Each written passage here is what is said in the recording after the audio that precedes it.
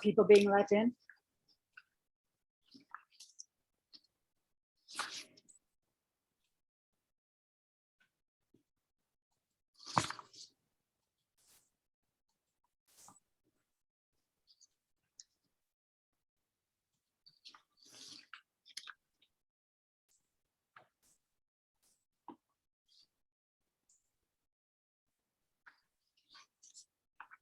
I'm just going to give it one more minute and get started.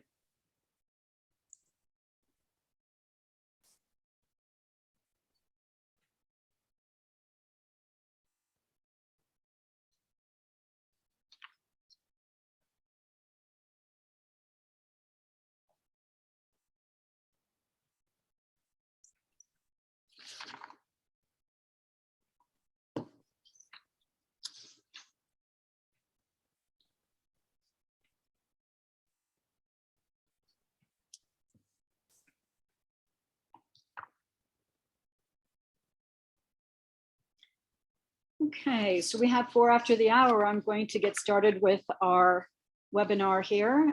Good day to everyone around the globe. I'm delighted to welcome you to the Ksapa webinar on leveraging foundation assets for impact.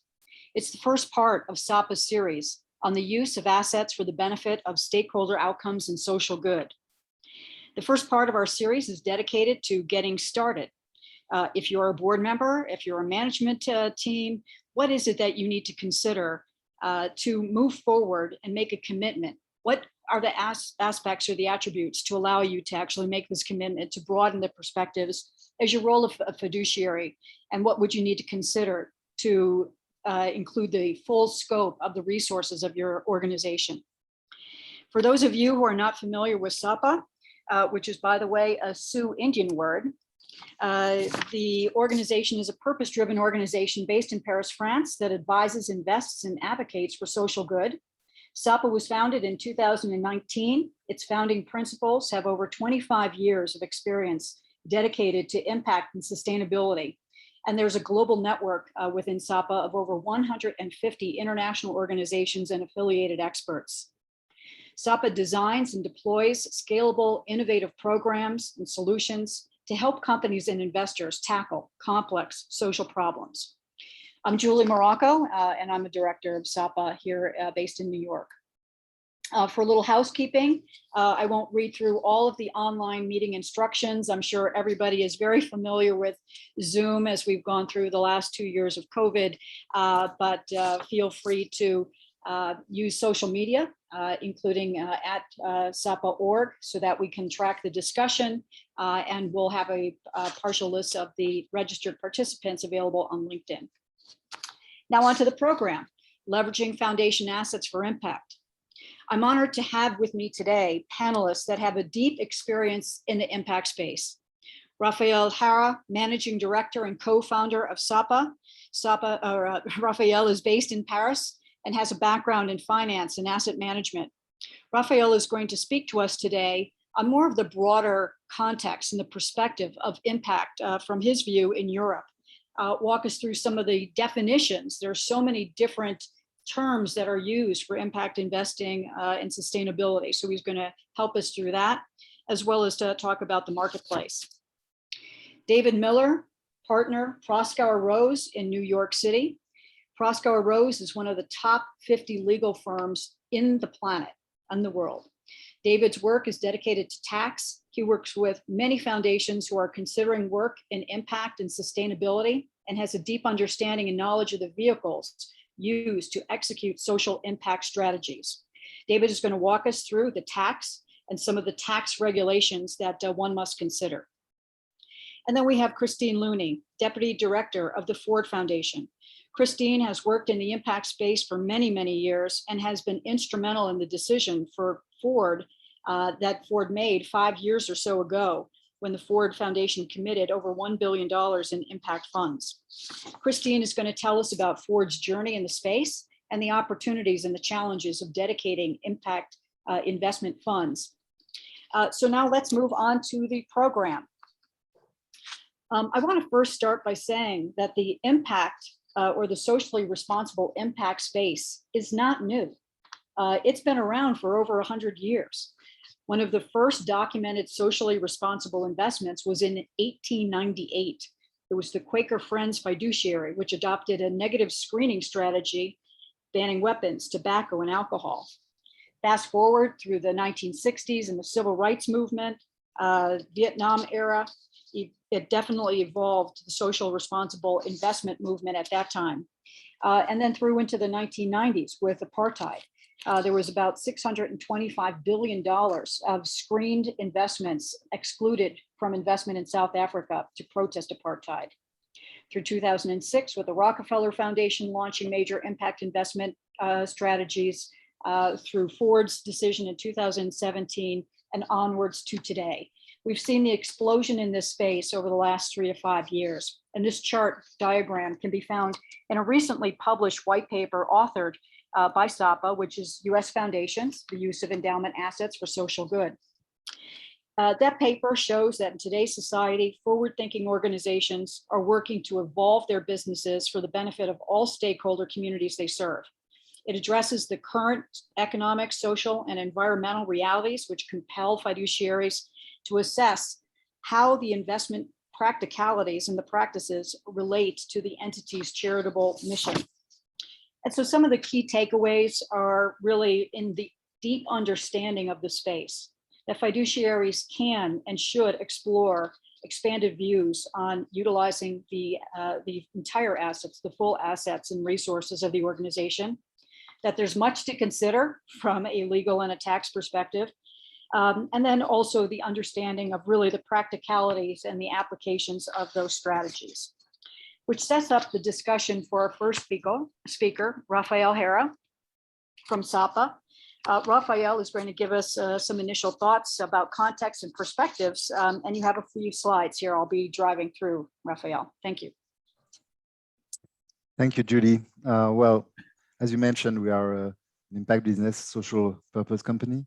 So we work a lot with financial institutions, with investors, but also with corporations and development institutions on how to frame, how to define policies that bring progress on environmental and social dimensions, but always with a boots on the ground approach, and also taking into account the objective interest of the different organizations we work with in consulting, but we also have activities of developing innovative solutions around, in particular, agricultural supply chains for the benefit of smallholding populations in developing and emerging countries. And for that, we use digital, but also impact-linked finance levers to organize large-scale programs for the benefit of these farming populations.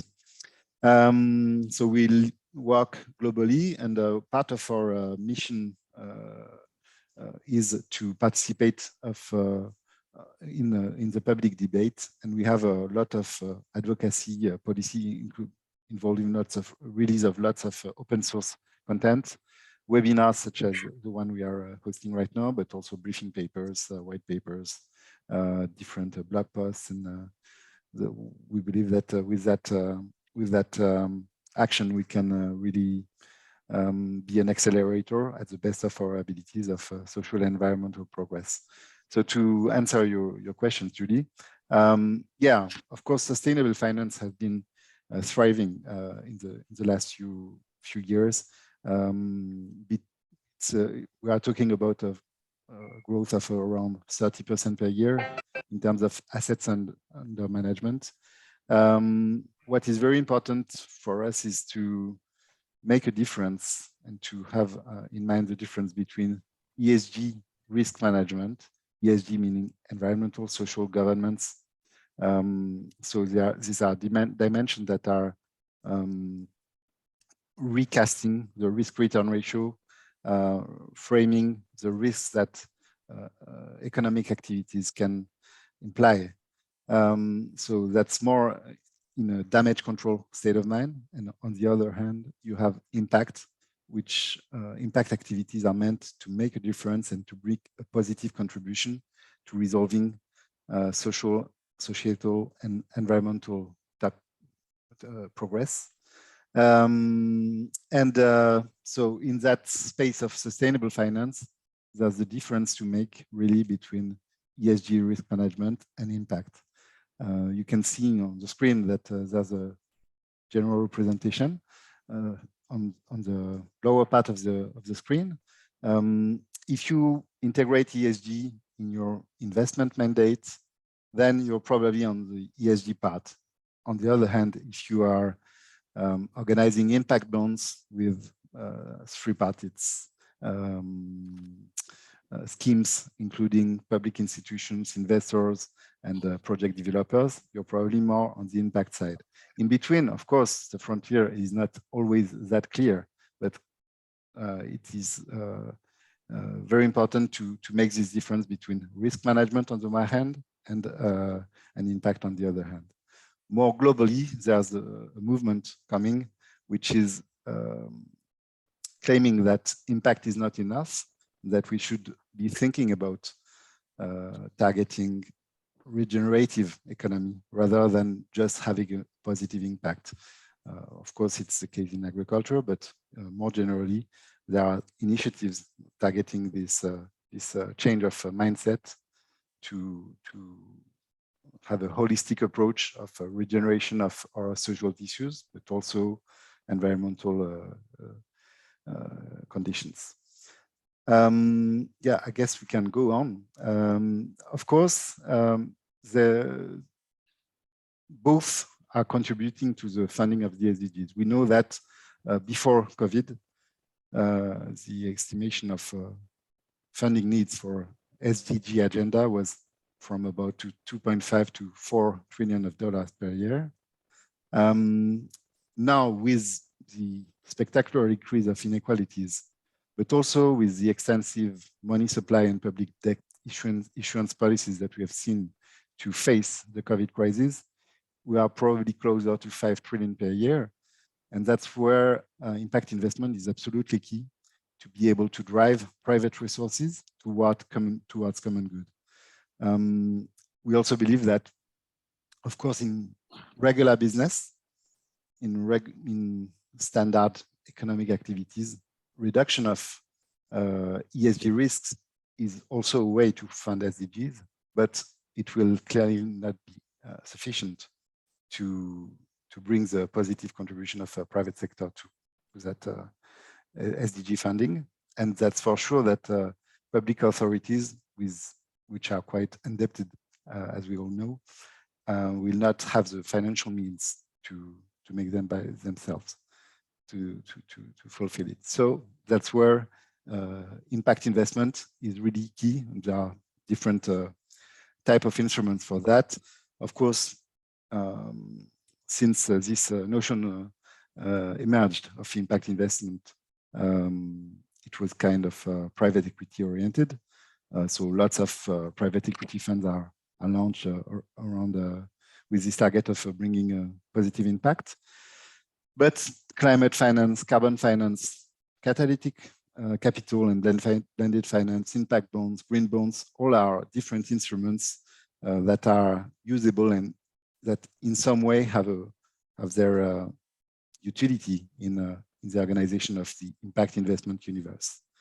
The use of these different instruments can be quite dependent on the type of programs you want to invest in. Of course, in education, it will be more linked to equity, whereas in social housing, for example, mortgage techniques make it really more really easier to use debt and quasi-debt, quasi-equity instruments. So more globally, how can we define impact? The definitions are impact are quite diverse. In fact, in impact investment, you can see estimations of the market that go from 600 billion to 2 trillion.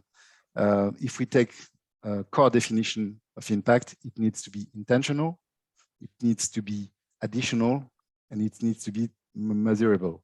So with these three definitions, we add another one, which is materiality, because of course you can be intentional, additional, and measurable and have not a little impact, which is not basically the idea.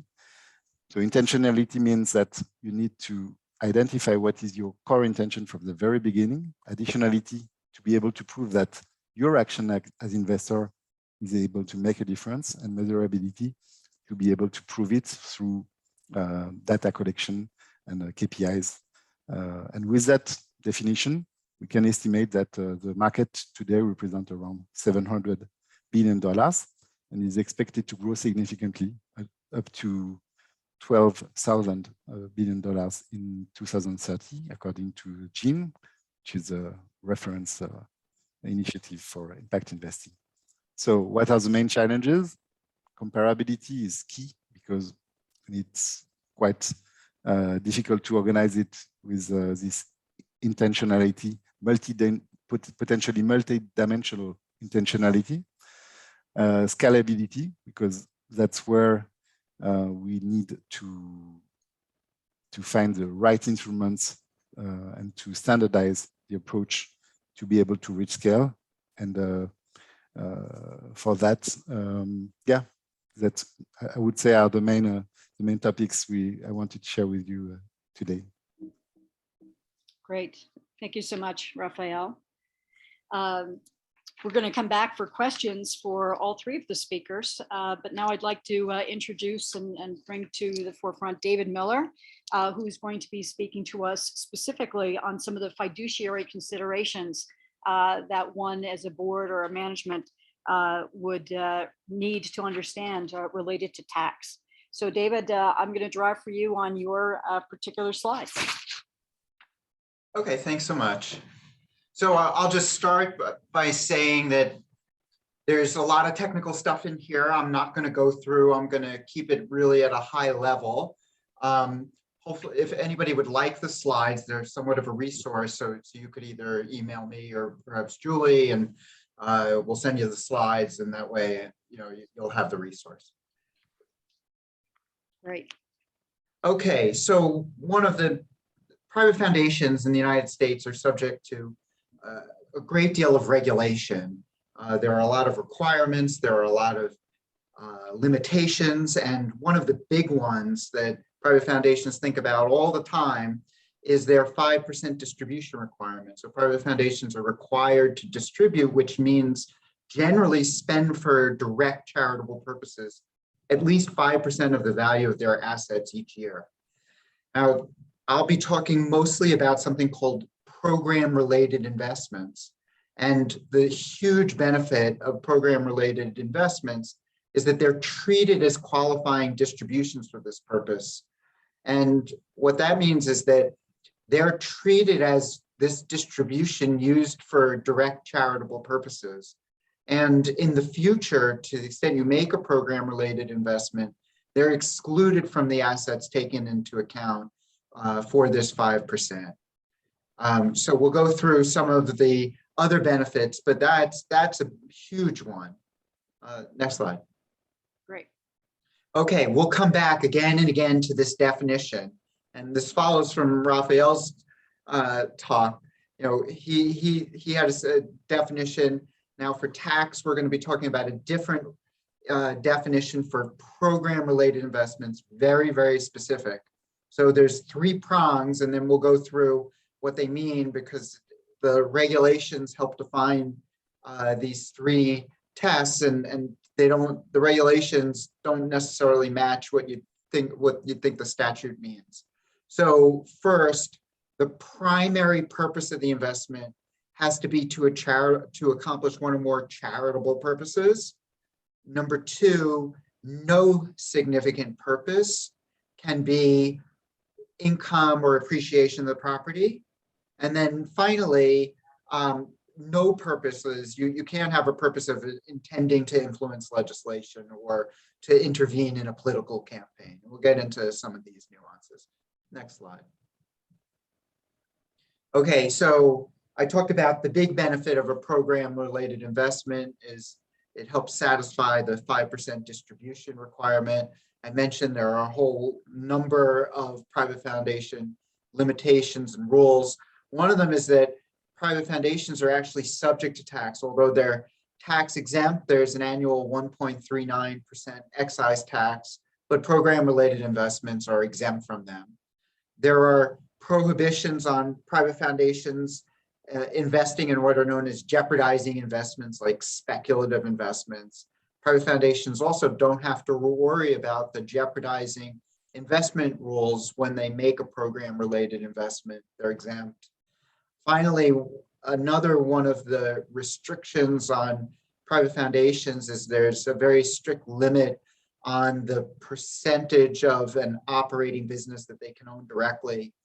Again, this is program-related investments are exempt from this prohibition, which means that a private foundation could invest in 100% of the equity of a for-profit company as a program-related investment and just hold that as a subsidiary. Normally, private foundations can not wholly own active businesses. Next slide. So private foundations can't make what are known as taxable expenditures. Program-related investments are not taxable expenditures, don't have to worry about that.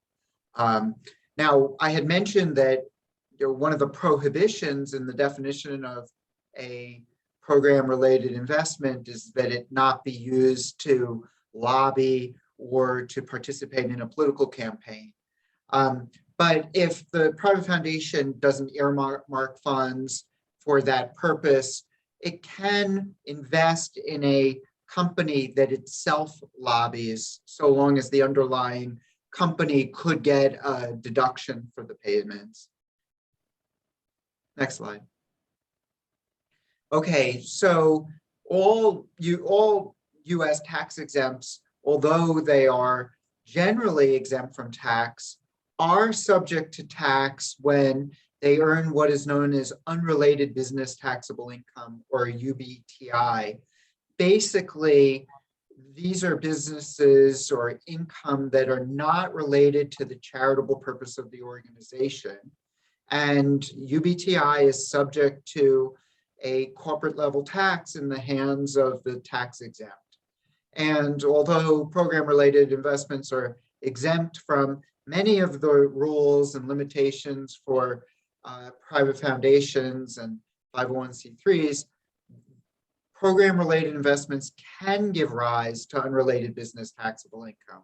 So if a private foundation was to make an equity investment in a for-profit partnership that was engaged in an active business, that could generate UBTI.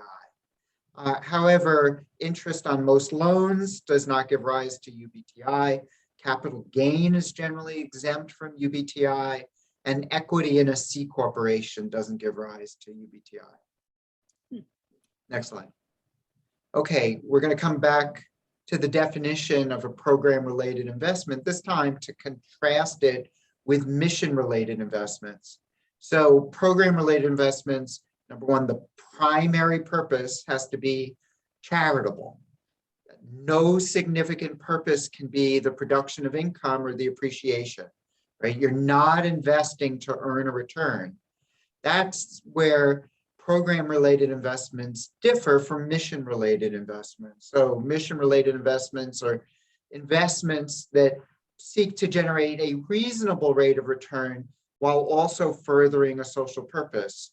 So if you have a significant purpose of generating a rate of return, that investment may be a mission-related investment, but generally will not be a program-related investment. Next slide. Okay, let's get in a little bit more into what it means to be a program-related investment. Now we're going into the regulations, which are interpreting the statute. Remember, there were 3 bullets. The first was that the primary purpose of the program-related investment must be to accomplish one or more charitable purposes. So primary purpose, I would think, oh, that has to be the most important purpose, is to accomplish charitable purposes. But what the regulations say is that there's actually 2 parts to the test. The first is that the investment must significantly further the foundation's exempt purpose. and that the investment would not have been made but for its relationship to the foundation's exempt purpose. That is, a generic foundation just seeking an investment would not have made this in a particular investment. So what the foundation has to do is it has to conclude that the investment is charitable. It's related to education, it's helping poor people, some charitable purpose. But then the foundation has to go further and look at its own charitable purposes. And the investment has to further the foundation's charitable purpose.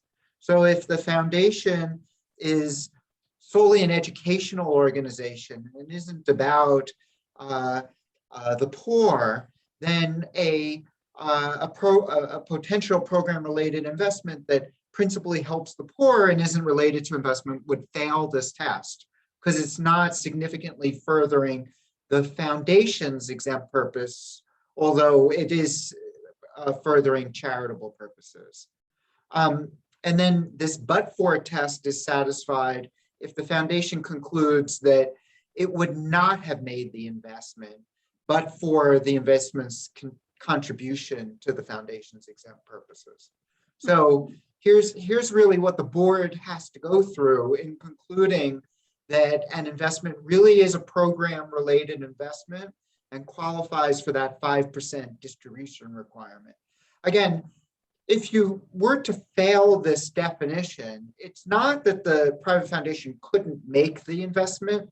It could, it just wouldn't get all of the benefits that I spent the first part of the presentation going through. It wouldn't qualify for the 5% distribution requirement. It would be subject to the jeopardizing investment tests. It would be subject to the limitations on owning active businesses. But if you qualify for this test, then you get the benefit of all of those benefits I went through prior. Next slide. Okay, there were two big bullets. One was that the primary purpose has to be charitable. The second one is that no significant purpose of the investment can be the production of income. What the regulations say, and they're a little looser, I think, than you might think the statute on its face is. You ask, would investors make this investment if they were seeking a return-based investment? So that's a factor that's relevant. And if they wouldn't, then that might lead you to believe that you satisfy the significant purpose test. But the regulations are also quite clear that if no significant purpose of the investment is a return, the fact that it, in hindsight, actually produces a good return won't disqualify you. So that takes a lot of pressure off of the board, right? Having gone through this inquiry, having decided that they satisfy the program-related investment, you don't have to worry that the investment performs. Okay, let's do the next slide. Okay, so the regulations have a number of examples. Most of them are favorable. There are a couple that are bad. They are at once helpful and not so helpful. Okay, and you know, for a board that's considering, you know, is trying to decide whether they're investing in a program-related investment, it is helpful to go through those examples. They often provide some comfort. But here's where I mean that they're not necessarily so helpful. So one of the examples, in fact, this is the first one, stands for the principle that a foundation can invest in a for-profit business. And that can qualify as a program-related investment if the purpose of the investment is charitable. Okay, so what does that mean? Well, a private foundation can make a below market loan, right? So these are very favorable facts. It has to be below market loan to a small business in a deteriorated urban area and owned by an economically disadvantaged minority group if the primary purpose for making the loan is to encourage the economic development of minority groups. And again, no significant purpose involves the production of income or the appreciation of property. It advances the charitable purposes. and the loan would not have otherwise been made. So helpful in the sense that, yes, you have an example that says absolutely a foundation can invest in a for-profit business, but look at all the caveats, right? It's not only is this business in a deteriorated urban area, it's a below market loan, it's owned by an economically disadvantaged minority group. What happens if it wasn't? If it was in a deteriorated area and it wasn't owned by a minority? So you're not so sure, right? Because this is a very narrow example. Okay, let's go to the next one. Okay, so the first example that we went through stood for the proposition that you can make investments in for-profit entities. This next example, it's example 11, stands for the proposition that you can actually invest in very profitable companies. A private foundation can purchase stock in a for-profit, and I'll add, very profitable pharmaceutical company. But then here are the caveats. One, to finance the development of a vaccine to prevent a disease that will affect poor individuals in developing countries. What about poor individuals in the United States? You don't know. But this example is very narrow. Poor individuals in developing companies, if the company would not have the resources to develop the vaccine. What happens if the company did have the resources? Well, you're outside of this example. And then here are all the caveats. The company is required to distribute the vaccine to poor individuals at an affordable price. But here is a very helpful example. This company can actually make a profit, can sell the drug at market prices in the United States. So a private foundation could fund a very profitable for-profit pharmaceutical company to develop a drug that it will sell at market prices in the United States. So helpful example, but narrow example. It also, the company has to agree that it's going to provide this vaccine at affordable prices to poor individuals in developing countries. The company has to agree to publish the results and disclose substantially all of the information. But the company doesn't have to jeopardize its patents in doing that. Again, going through the private foundation rules, the specific definition of a program-related investment, the return to the private foundation has to be less than a market return. The primary purpose is to fund scientific research. No significant purpose is the production of income or appreciation. And it furthers the accomplishment of the foundation's tax-exempt purpose. Wouldn't have been made but for the relationship between the investment and the exempt purposes. So I've gone through just two of the examples in the regulations, but you get a sense. They're at once helpful, but also very, very narrow. Okay, let's go to the next slide. Okay, so you have these examples that sort of plot a very specific line as to what is good and what is bad. Real life is much more difficult. So just to give you just a hypothetical that arises all the time, we have a great number of what I refer to as disease foundations, foundations that are dedicated to cure and research and relief of a deadly disease. And it's very common for these organizations, especially if they have large endowments, to make grants to research institutions to fund basic science, to develop vaccines, to develop cures. And, historically, these were just grants, right? No strings attached. Here's money. Research institution agrees to do, some sort of basic research or pursue some thesis.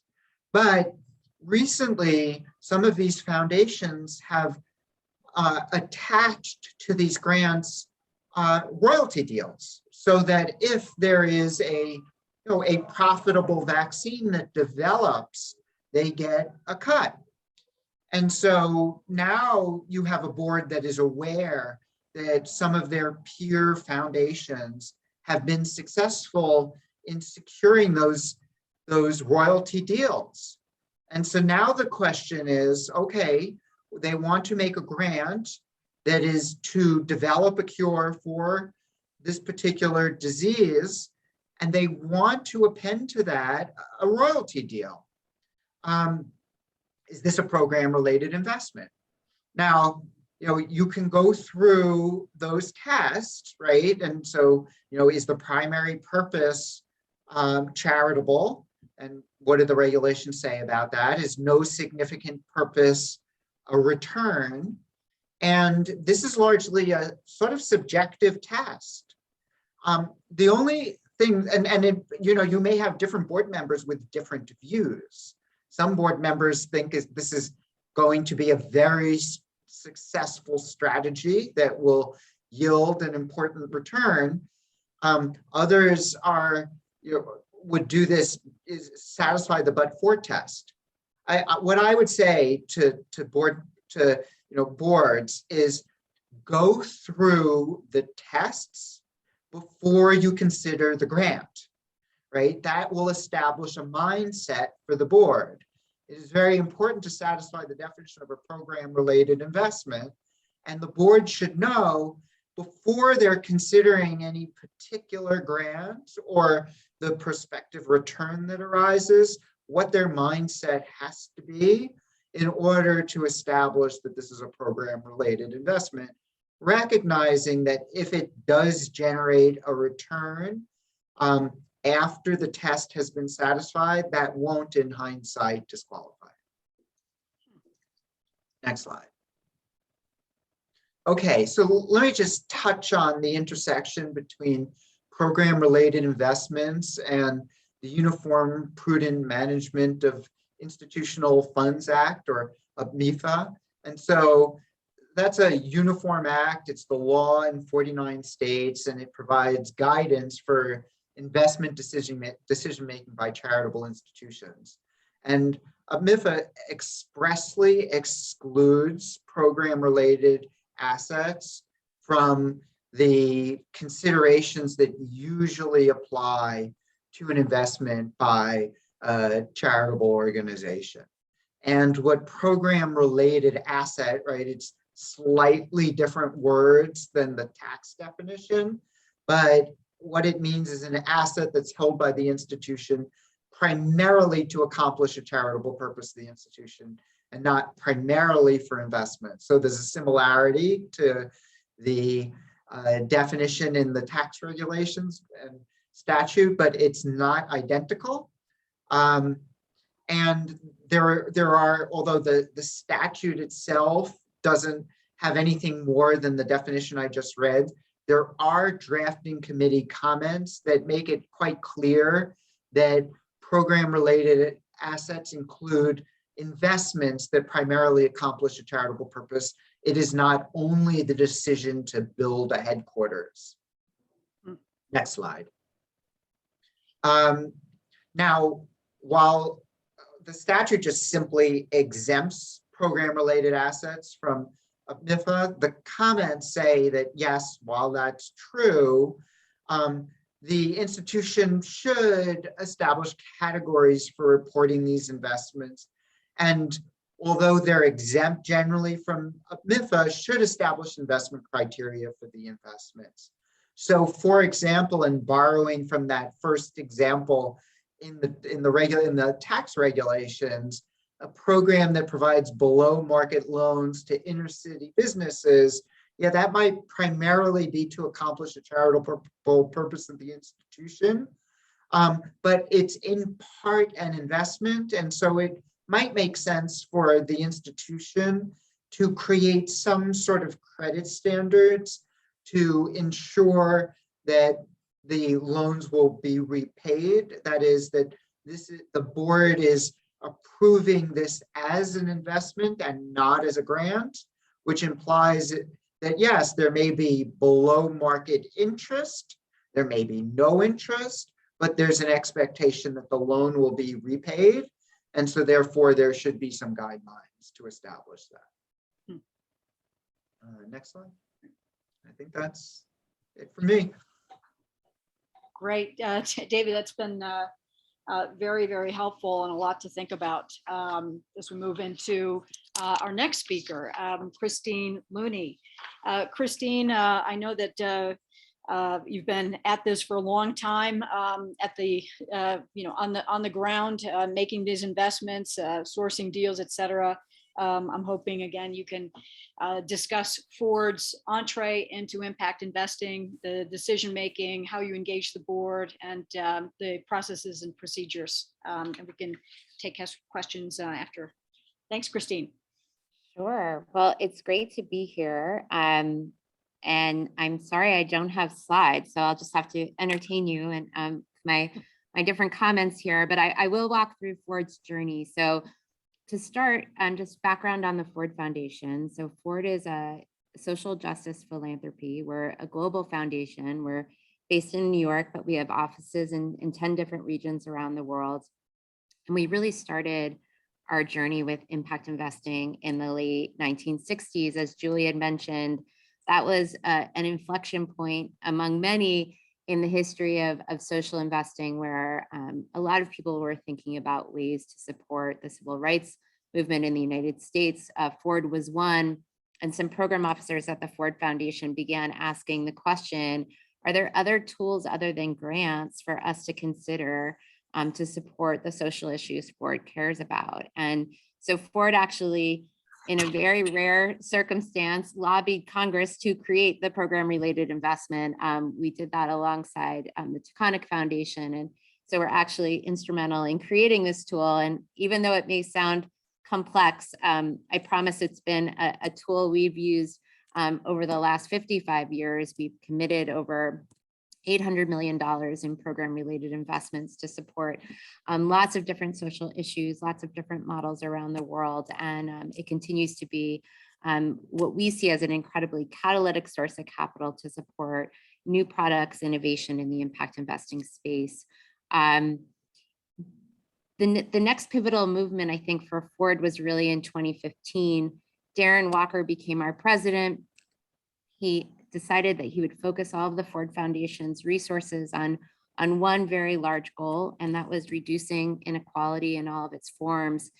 And he was watching the impact investing market and also saying, what should Ford be doing above and beyond what we're doing with program-related investments to support the growth of the market? And so we convened the market, and the feedback we got was threefold. I think one was continue to be an active program-related investment investor. There's still a critical need for this kind of catalytic capital in the market. Second, there's a huge role to continue to help grow the impact investing market with integrity as a field builder, as a grant maker, supporting things like the role of public policy and regulation, supporting these amazing intermediaries that had emerged over the prior 5 years, and importantly, to support the role data could play in helping investors make more responsible decisions with their capital. And then I think the biggest piece of feedback we got was, to do this credibly, you really need to take a look at all of your assets. And our endowment was the elephant in the room. As David shared, private foundations in the United States are required to spend 5% of their assets each year in charitable purposes. But the question was, what were we doing with the other 95%? And so we started engaging our board around that question in and of itself. And I think we benefited from a couple of, I'd say, tailwinds in the market. One was that in 2015, the IRS kind of clearly stated that foundations could consider their mission when making investments out of their endowment. So these would not in and of themselves be considered jeopardizing. So that was a big legal barrier removed, I think, for many foundations. The second was that the impact investing market was growing, both in terms of products, talent, and then maturity of some funds where we could actually start to see what returns and social impact could look like from some of these products. Third was that we had 50 years of experience as a foundation making program-related investments, and we had used it really to test and innovate. So we had a lot of lessons learned on both areas where we could see that the application of investment tools was really working, both financially and from an impact perspective, but also where it wasn't, where we weren't as successful. And then last but definitely not least, we had Darren Walker as our president. And I think when foundations take on these big moves to kind of start either impact investing strategies or looking at the role their endowment plays, you need real leadership, either coming from your board or coming from president and staff. And in this case, we had Darren, and he started kind of publicly saying that he no longer really felt it was defensible, that our investment strategy from our endowment solely was to maximize returns. So he put this to the board. We got 2 champions from our board initially to at least start an exploration. And importantly, they were the chair of our board at the time and the chair of our investment committee at the time. So having their endorsement at least to kick off an exploration was incredibly important. We spent 15 months working with our board, and I'd say, well, we talked about everything. It kind of narrowed into, I'd say, maybe 3 buckets. The first was, what did we mean when we were talking about a mission investment strategy from our endowment? As I think Raphael shared, there are lots of different terms. It can be an alphabet soup. Like, was this ESG? Was this responsible investing? Was this with intention? What were we talking about? And so I think being really clear that for us, this was about making investments that would be made with intention and materiality and additionality, and we'd measure them.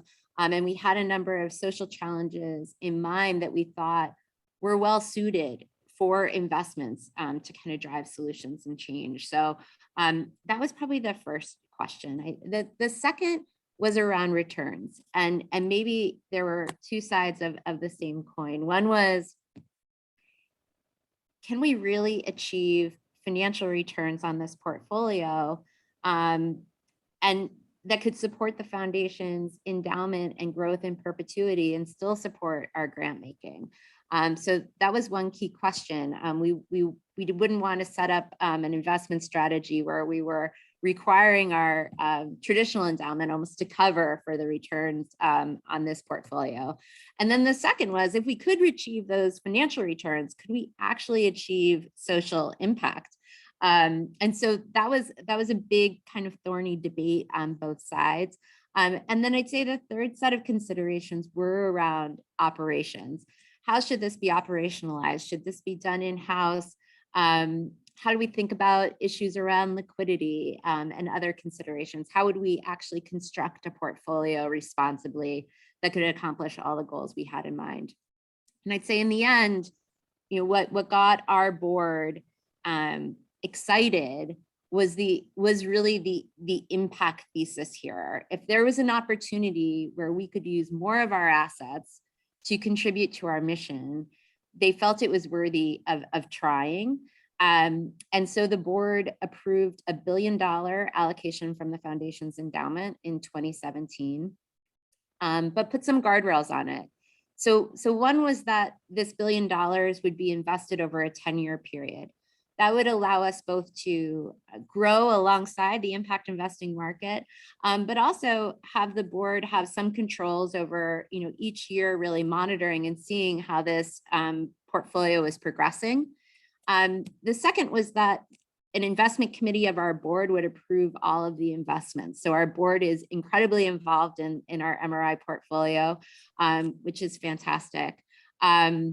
And then the third was, we developed a number of thematic strategies. So this was not going to be any investment would be a good investment. We kind of defined a set of social issues that we felt not only aligned with Ford's social justice mission, but our work historically, and also areas where we felt like the market was mature enough and had enough product available that we could really responsibly invest in it. And we felt that those were strategies where we could generate the kinds of returns we were looking for in this portfolio.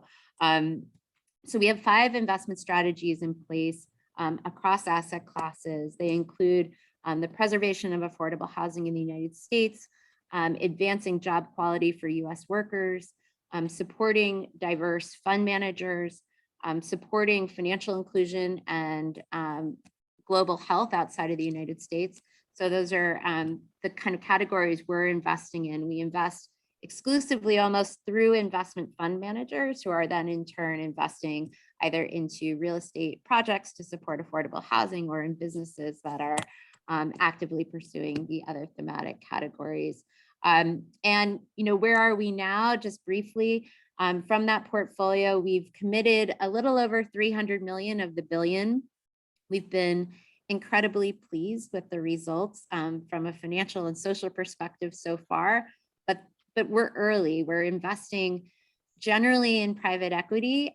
So it will take some time for us to really report on the financial results of this portfolio, but I'd say they're well above where we thought they would be. We've definitely been riding the tailwinds of the private markets over the last 2 years and feel like we bet on some thematic strategies that were critically important during the past 2 years. And whether it was global health during a pandemic, looking at the role of affordable housing and jobs in the United States, given the pressures that were on low-income families, and post-George Floyd's murder in the United States, already having a strategy that was thinking about diversity, equity, and inclusion, I think was an important strategy to have in place. So I will kind of stop there and just say that, today our team manages our program-related investment fund, which is a $350 million pool of capital, this $1 billion mission-related investment portfolio, and then a grant-making portfolio that we really use to both support a more inclusive capitalist system and continue to support the impact investing market and its growth. So I will stop there and turn it back to Julie. Great. Thank you so much, Christine. That was very, very informative as well. We're going to be having a Q&A session here for the next 5 or 10, 15 minutes. I could take this to 11:15. So I wanted to just ask anybody who does have a question, please put it in the chat. And while you're queuing up questions, I will ask a couple of my own. So Christine, this has been very informative in terms of your board being engaged. Can you talk about the collaboration that you have maybe with other foundations? Is that on your radar screen? Is that what you do, or how can Ford help to create more foundations coming into the market?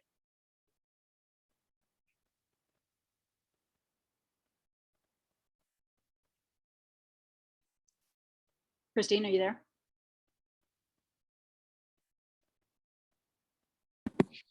Sorry, I needed to be taken off mute. Yeah, so it's I think it's a really important question, and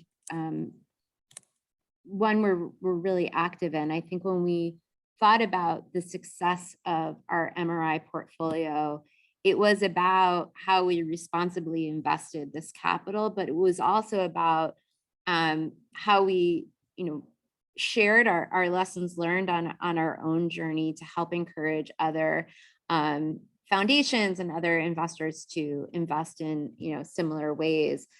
So we're incredibly active in the market, whether it's through organizations like Mission Investors Exchange. I sit on Mission Investors Exchange's board that was really set up as a resource for philanthropic organizations to learn about impact investing. We're also very engaged in the U.S. Impact Investing Alliance, which I often think of as an umbrella organization for impact investing, and the U.S. representative in kind of global conversations on impact investing. And they have a council of foundation presidents and senior staff that really think about the practice and best practices within the market. And so we're active in those conversations. And then I think just given the different strategies we're pursuing, we're always thinking of more is better. These are not things we can do alone. And so often are looking at opportunities for collaboration and have historically collaborated with a number of foundations. We're in a fund with Living Cities, which is a collaboration of foundations and banks and insurance companies in the United States, all kind of collectively investing to advance urban development in the United States. So lots of different models like that. Great, thank you very much. I'm going to ask my next question of David. David, thank you so much for your presentation as well. You talked a lot about market rate returns going back and forth. Has there been any case study or law or some examples where things didn't go as planned, and maybe you can talk about some of the risks that you help mitigate? Well, as the UPMIFA notes indicate, yes, a program-related investment is principally motivated by charitable purpose, and no significant purpose is a return on that investment. They are not grants, and so the board, as part of their due diligence, will generally seek to preserve capital. Now, like all investments, things sometimes don't go as planned, and so I think the principle for boards to think about is conducting their due diligence, recognizing that yes, some of these underlying businesses are quite, in a sense, speculative. The foundation is motivated in the first instance by charitable and not investment goals. Great, thank you. I from my seat, sitting on a couple of boards, what I find is some of the challenges that we face are, one, getting the idea around market rate performance, premium performance, or concessionary performance, and what that means to the overall portfolio, and also the opportunity to source deals. So my question will be to Raphael in terms of either sourcing or case studies around your knowledge of PRIs and MRIs. I know that you've got a couple of examples yourself, Raphael. Can you talk about either sourcing or what you're working on? Yeah, sure. It's pleasure. So of course, it depends on the region you are investing in. In Europe, impact investing is becoming quite standard. About a third of private equity players either already have or intend to have in the next 2 years an impact fund, which means that it's becoming market practice, but it also means that there might be a problem of pipeline with credible opportunities to invest in. So that's not that easy.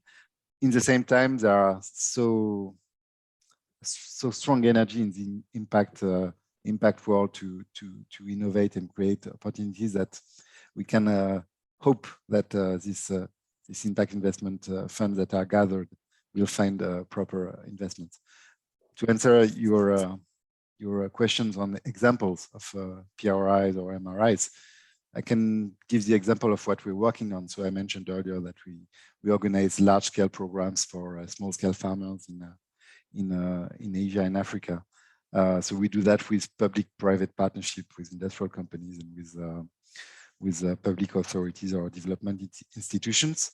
The next step for us is we are working on the organization of the use of impacting finance to finance those change of practices, those capacity building programs for smallholders to increase their revenues, give them access to education, decrease the environmental footprint of supply chains. And so we see quite directly when I heard Christine and David explain the difference between PRI and MRI and also the experience they have, that, for example, in a program using impact investment and carbon finance to engage smallholders in change of practices that will foster regenerative agriculture, that will bring access to education, that will increase their revenues and diversify their revenues.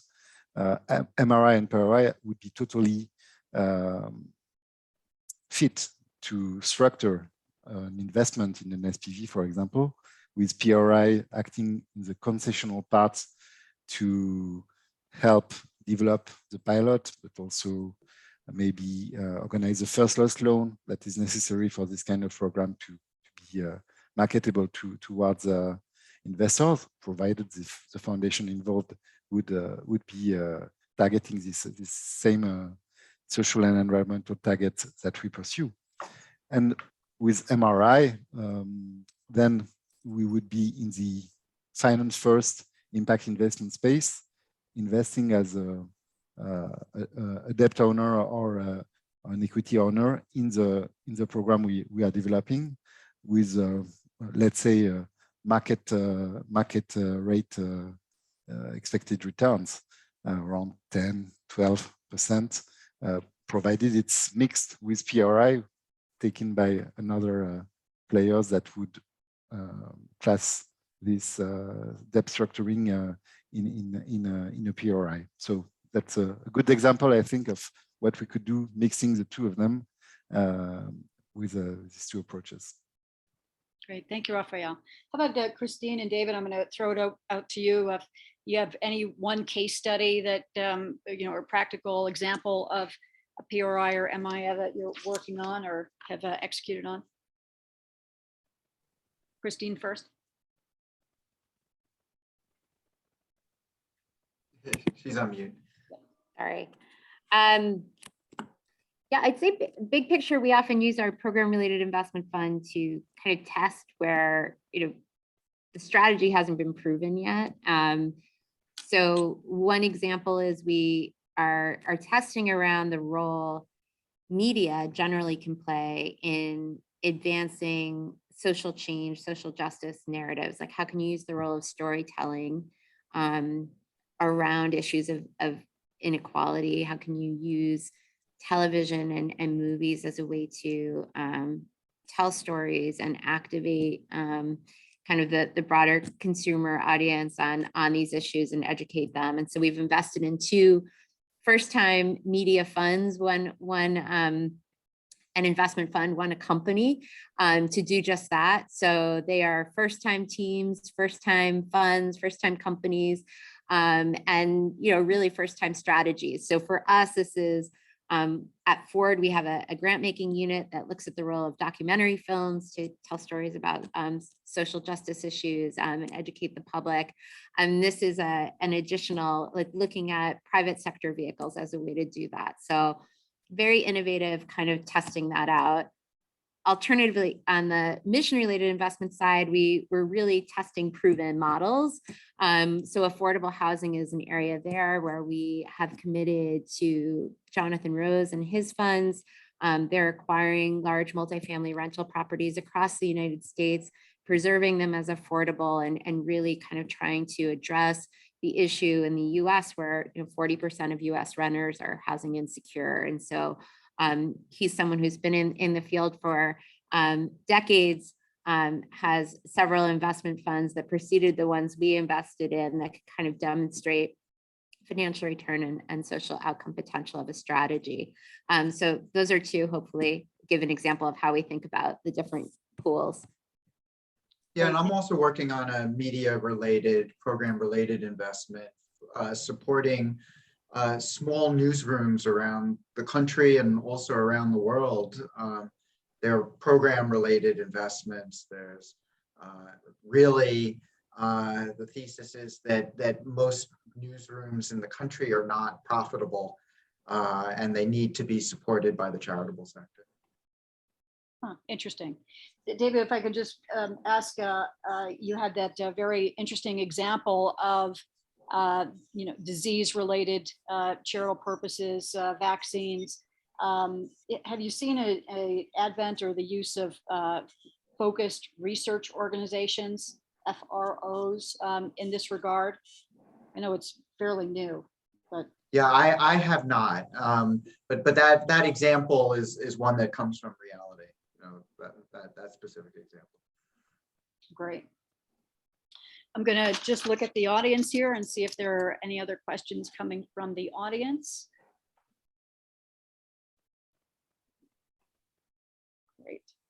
And seeing none, maybe I could ask David, Raphael, and Christine, just one final words from each of you. This has been such an interesting presentation, and particularly, again, for any U.S. institution that you're sitting on a board, you're sitting on the management, and you want to make this particular move forward.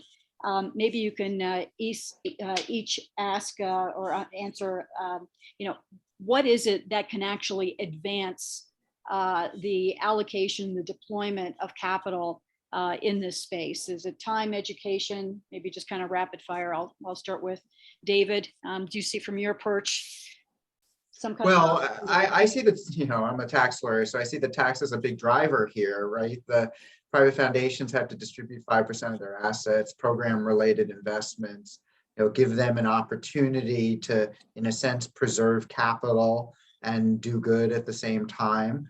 As you saw, the requirements are very, very technical, and it's very important to educate a board on the legal requirements before embarking in the strategy. Great, thanks. Christine? I think it's a little, not to dodge it, but I think it's a little bit of all of it. It's time, it's education, it's aligning incentives. But the first step for foundations is kind of answering the why. Why are you considering this? What are you hoping it's going to accomplish?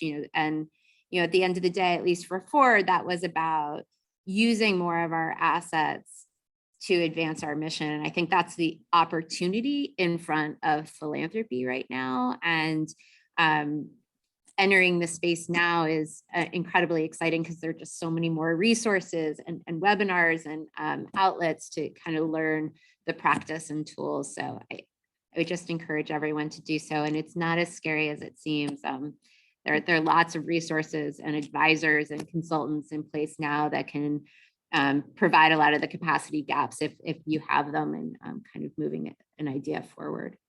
Great. Thank you, Christine. Raphael, I'll give you the last word. Well, thank you. Yeah, I guess that in terms of thematics, we've been focused a lot on climate mitigation. Carbon capture are making huge deals. Although we must be careful on the technology will save us approach, because we don't have a plan B. So I would say that the thematics must also enlarge towards biodiversity, nature-based solutions, of course, social inequalities and health. In terms of approach, what we are seeing is emerging lots of approaches on how to demonstrate additionality, not only in the investees, in the portfolios, but also at the level of the investment, in the investment management, which means that it also opens up a whole potentiality of developing impact funds in the listed equities market. I think we're going to talk about that in the third webinar we'll be hosting on that series that Julie was mentioning before. We need to have more transparency of what we call impact, more ways also to link externalities valuation to impact-linked incentives in the investment mandates. And also maybe I would say something very important thing to develop is a standardization of impact-linked instruments.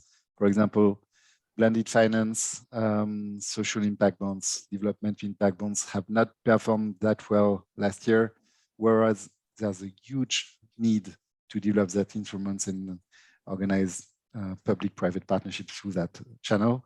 And standardization would be very key to be able to, on the one hand, de-risk, and on the other hand, incentivize impact approaches.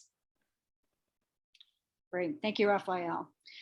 Raphael Hara, David Miller, Christine Looney, thank you so much for this incredibly information-packed hour and 15 minutes. Really appreciate your time, and thank you very much. This is going to conclude our program today. Thank you. Thanks, Julie. Thank you, Julie. Thank you, Christine and David. Thank you. I bet you like